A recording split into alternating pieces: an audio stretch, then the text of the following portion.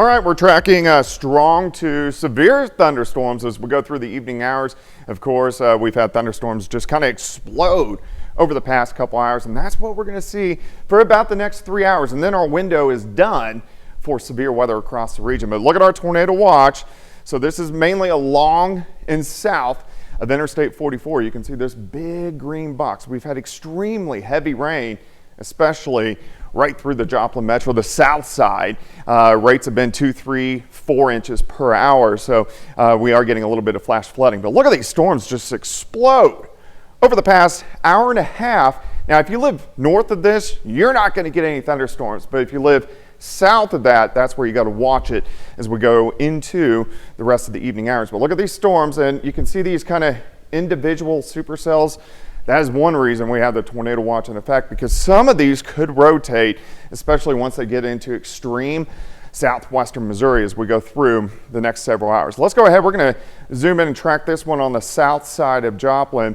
And you can see from South Middle School, look at this downstream casino. Look at the lightning, which has been picking up. In fact, we got Friends Wallace, who is in our Skywatch storm tracker. He is westbound on I-44, so he's kind of driving right in to that storm near downstream casino. And we're going to have our storm tracker out throughout the evening hours tracking all these storms.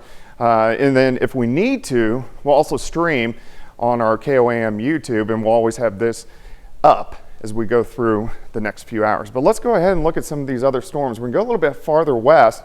So here's Chautauqua down south, 59 to Welch. This is a very strong cell, and it's also supercellular, meaning they're standalone storms. As we track a little bit farther back toward the east, we got these guys continuing to fire up. So here's Diamond. Let's go a little bit farther. Wentworth all the way down toward Newtonia. And then we can look from Wheaton, Pioneer, Purdy. So working into northern parts of Berry County. Here's Monette over toward Aurora. So all these storms continuing to fire. They're just strong right now.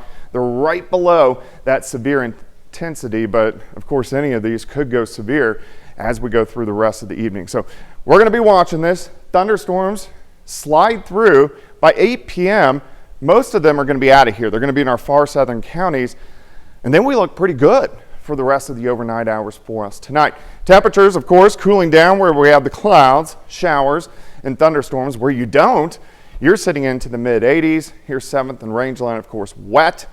It's dropped to 78 degrees, northerly winds, now behind the front at about 5 to 10. So thunderstorms, then partly cloudy by 8, and then clear 10, midnight, as we drop back through the 70s. And you can see this wave rotating through, so kind of atypical to get a big severe weather event, especially in the month of August. But of course, we can see severe weather any time of the year. All right, so these storms roll out of here. By morning, we're sitting into the mid-60s, so a nice start.